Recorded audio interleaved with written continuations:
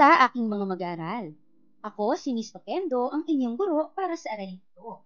Munting paalala, kung mayroon kang hindi agad na unawaan sa ating aralin, ay maaari mong balikan at panoorin muli ang video na ito. Ang ating paksa para sa aralin ito ay ang kahalagahan ng pag-aaral ng kontemporaryong issue. Sa pagtatapos ng ating aralin, inaasahan na isusuri ang kahalagahan ng pag-aaral ng kontemporaryong issue.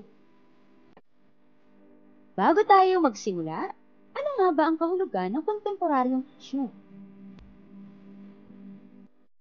Una, ito ay hango sa dalawang salitang kontemporaryo na ang ibig sabihin ay kasalukuyan, at issue naman na nangangahulugang suliranin, tema o paksa na may epekto sa lipunan, bansa o sandaigdigan. Pangalawa, ito ay ang mga pangyayari na nagdudulot ng pagbabago sa kalagayan ng ating lipunan, bansa o mundo sa kasalukuyang panahon. Pangatlo, ito ay ang anumang pangyayari na pinag-uusapan na naging dahilan ng debate at pagpapahayag ng opinyon na may malaking epekto sa pamumuhay ng mga tao at ang lipunan. Pang-apat, ito ay ang mga pangyayari na may kaugnayan sa lipunan, kapaligiran, karapatang pantao, ekonomiya, politika, edukasyon, pananagutang pansibiko at pagkamamamayan. Ngunit, paano mo nga ba maituturing na kontemporaryong issue ang isang issue o pangyayari? Una, dapat ito ay mahalaga at makabuluhan sa ating lipunan. Pangalawa, dapat mayroong malinaw na epekto sa lipunan at sa mga mamamayan. Pangatlo, ito dapat ay kasalukuyang nangyayari at nakakaapekto sa panahon natin ngayon. At ang panghuli, ang mga isyong na pag-uusapan dapat ay mayroong mabuti o hindi mabuting impluwensya sa ating lipunan. Sa pag-aaral ng isang issue, kailangang mabatid natin kung kailan at paano ito nagsimula upang matiyak natin na ito ay hindi gawa-gawa o patang isip lamang. Narito ang mga kasanayang kailangan sa pag-aaral ng kontemporaryong issue. Una, alamin ang primarya at sekundaryang sanggunian. Maraming mga suliranin at issue ang nalalaman natin sa iba't ibang paraan. Mahalaga ang mga sanggunian ng impormasyon sapagkat sa tulong ng mga ito, higit na mauunawaan natin ang mga pangyayari at issue sa ating bansa. Ano nga ba ang primaryang sanggunian?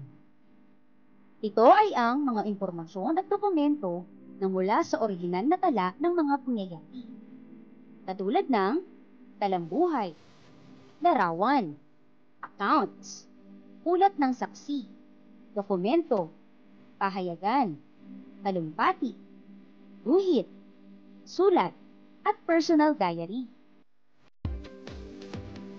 Samantala, ang sekundaryang sanggunian naman ay tumutukoy sa mga impormasyon o interpretasyon na nagmula sa primaryang sanggunian o iba pang sekundaryang sanggunian na isinulat ng mga taong walang direktang kinalaman sa pangyayaring itinala. Halimbawa, kwento ng mga taong hindi nakasaksi sa pangyayari, aklat, political cartoons, komentaryo, encyclopedia, artikulo, at biography. Pangalawa, ang pagtukoy sa katotohanan o opinyon.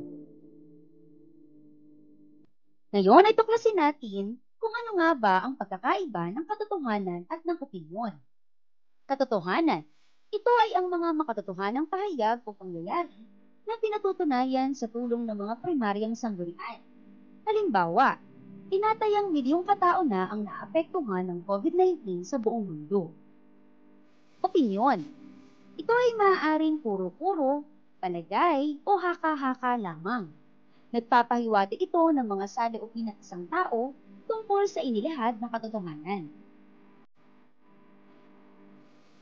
Ikatlo, pagtukoy sa pagpiling o bias. Sa paglalahad ng impormasyon, dapat ito ay balanse. Ito din dapat ay walang tinitingan. Malayang naihahayag ang kabutihan at hindi kabutihang epekto ng isang issue. Ika-4, pagbuo ng paghihinuha, paglalahat at konklusyon. Paano nga ba ang mga proseso nito? Sa paghihinuha, kailangan gamitin ang kaalaman at mga karanasan tungkol sa paksa o mga babasahin upang matuklasan ang mga nakatagong mensahe o kaisipan. Sa paglalahat naman, dito binubuo ang mga ugnayan ng mga hindi magkakaugnay na impormasyon bago makagawa ng konklusyon. At ang huli ay ang konklusyon.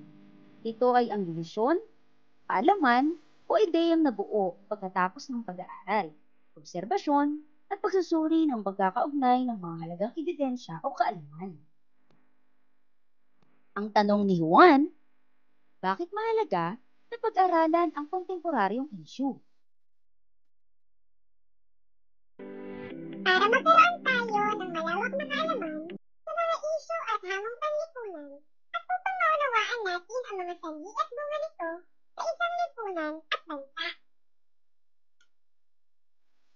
Nalilindang ang ating kaisipan para maging mapanuri, magkaroon ng matalinong pagpapasya, at maging malawak ang ating pananaw sa iba't ibang isyong panlipunan. Natututo tayong pahalagahan ang kultura at paniniwala ng iba kahit ito ay salungat sa sarili nating paniniwala o pananaw. Maunawaan natin na tayo ay may bahaging ginagampanan sa pagkakaroon ng mga isyong panlipunan. Upang makatulong tayo, maging aktibong kabahagi ng mga programa at pulisiya na naglalayong bigyan ng katugunan ang mga suliranin. Tandaan ang mga sumusunod na impormasyon. Una, ang kontemporaryo ay nangangahulugang kasalukuyan. Ang issue naman ay nangangahulugang suliranin, tema o paksa na maepekto sa lipunan, bansa o sandaigdigan.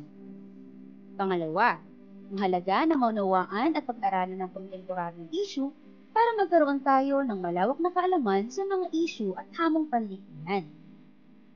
Pangatlo, ang mga sanggunian ay may limitasyon katulad ng primaryang sanggunian. Hindi lahat ng naganap sa isang pangyayari ay natatandaan ng nakasaksi. Dahil dito, nadadagdagan o nababawasan ang paglalahad ng mga impormasyon. Ika-4, sa sekundaryang sanggunian naman, nababago ang impormasyon batay sa opinyon, pagkaunawa o pananaw sa ideya ng sumulat. Maaari ring mabura, masira, mawala o maapektuhan ng kalamidad ang isang sanggunian. Ika-5, isa sa mga kasanayang kailangan sa pag-aaral ng kontemporaryong issue ay ang pagtukoy sa katotohanan o opinyon. At ang panghuli, maging mapanuri, magkaroon ng matalinong pagpapasya at maging malawak ang ating pananaw sa iba't ibang isyong panlipunan. O, naunawaan mo ba ang ating aralin? Mahusay! Handa ka na para sagutin ang mga gawaing nakapaloob sa inyong module. Alam kong kayang-kaya mo yan. Abangan mo ang bagong video guide tungkol sa panibagong aralin sa kontemporaryong issue. Huwag mo ding kalimutang mag-subscribe at i-click ang notification bell para updated ka sa susunod na aralin. Hanggang sa susunod na talakayan!